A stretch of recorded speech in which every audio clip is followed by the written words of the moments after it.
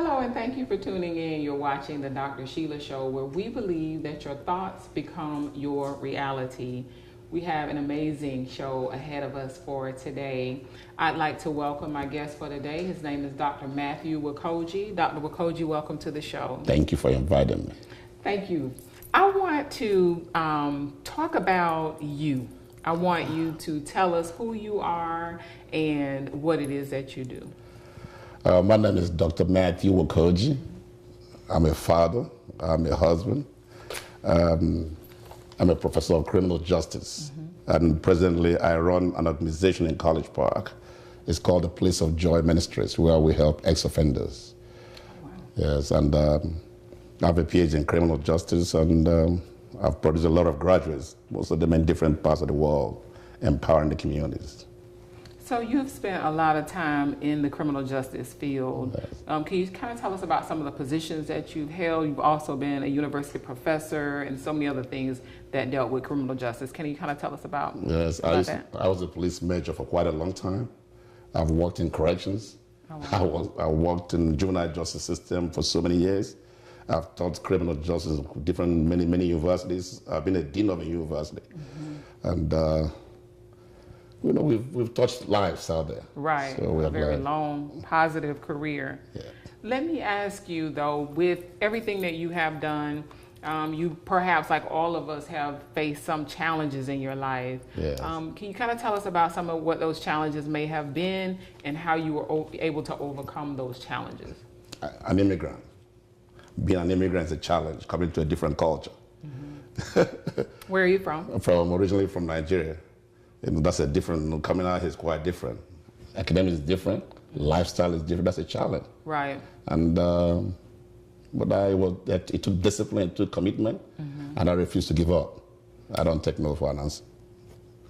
That's wonderful. Well, what we're going to talk about today, and I do appreciate you explaining, you know, your background and some of the challenges that you face. Today, what we're going to talk about is community policing and what role we play in that. How can we get involved and what's our role in that? So from your experience and the challenges that you face, there may be some people who are watching right now and they want to know a little bit more about some of those challenges. Like, say, for instance, when you came here as an immigrant, like what were some of the challenges? Did you face any challenges, like maybe from cultural differences or language differences? Did you have any of those challenges as well? Quite a lot of challenges. I can write a book on that. Even with the police. Right. Like we're about to discuss those things. If you don't understand the demographics of the people you're dealing with, that's a problem. Quite a times I was pulled over, and the police officer didn't even understand how to deal with me. So that's a challenge. And it was by his favor, you know, that I escaped being locked up out of ignorance from a part of the police house. So it could be cultural challenge, right. It could be academic challenge, it could be lifestyle, it could be even the food. Right, even the food. Even the food. Yes.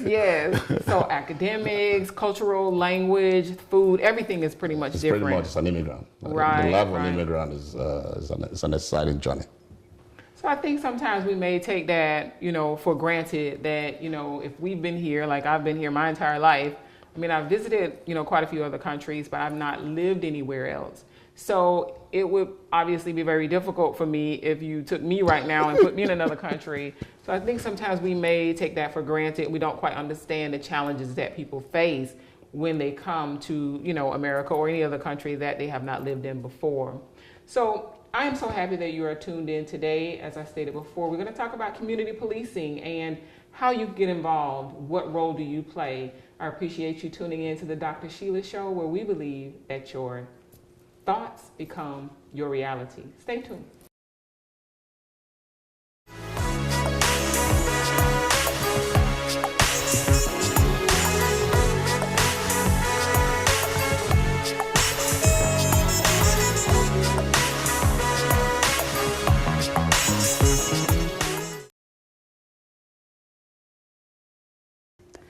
Hello and thank you and welcome back. You're tuned into the Dr. Sheila Show, where we believe that your thoughts become your reality. So we have with us, as I mentioned before, we have Dr. Nwokoji, and we're talking about community policing and how and what you need to do to get involved. I think there's so many things that we take for granted. As I stated before we went to break, I'm very happy that you're here. So let me get a little bit deeper into, what all you do and why you do it, but where you began. Why did you choose this career? I mean, you have a doctorate degree in criminal justice and you've been a police major. You've done a lot, but where did it all begin? Why did you choose this career? I love law enforcement. I love law and order. I love structure. Okay. And I love accountability. And I love work ethics. And so coming from a poor background, my father taught us about hard work. And I took it up and I ran with it. And then, he used to be in the force, police force. And from there I learned about that structure and I took it and I ran with it and I became a police officer. Okay.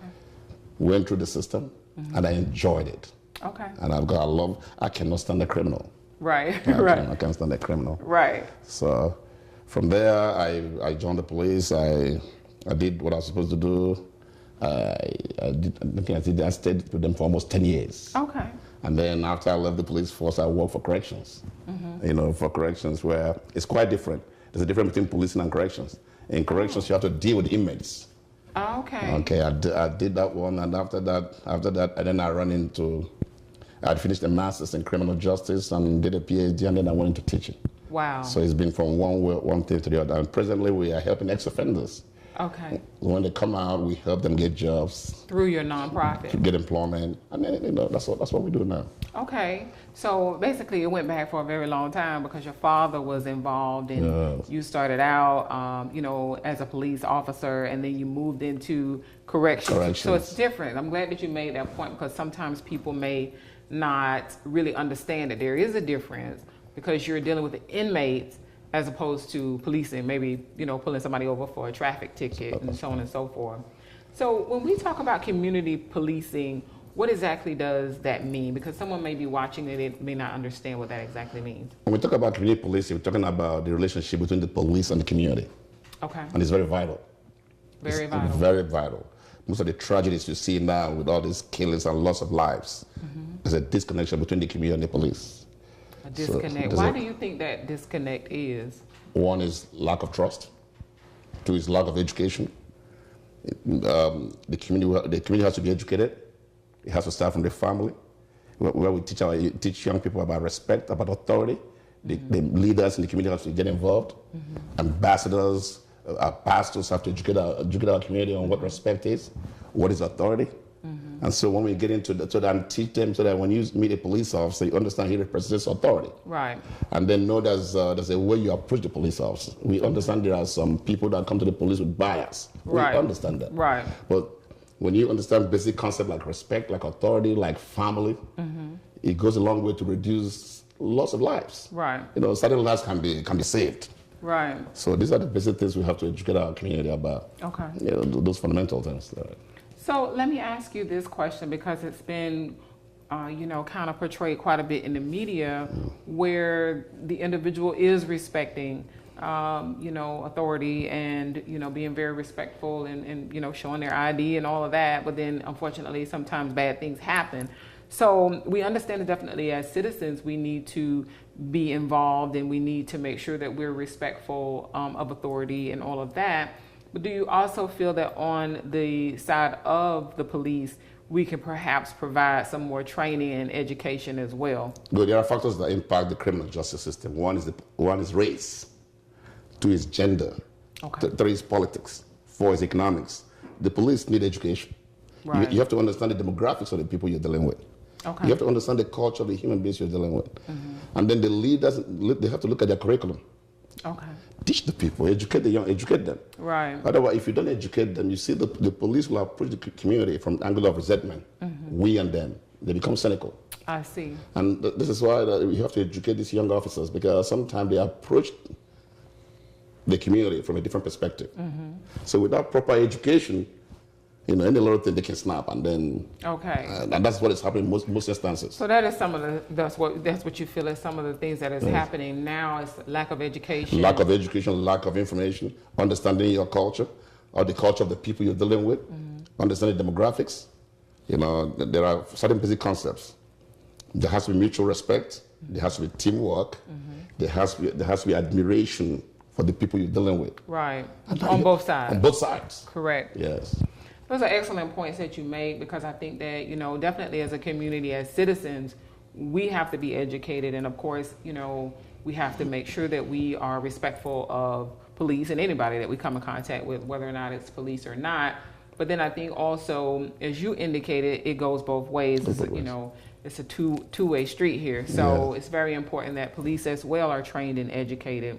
I'm very glad that you're here. We're going to continue our conversation with Dr. Nwokoji, and we're talking today about community policing. You are tuned in to the Dr. Sheila Show, where we believe that your thoughts become your reality. Stay tuned.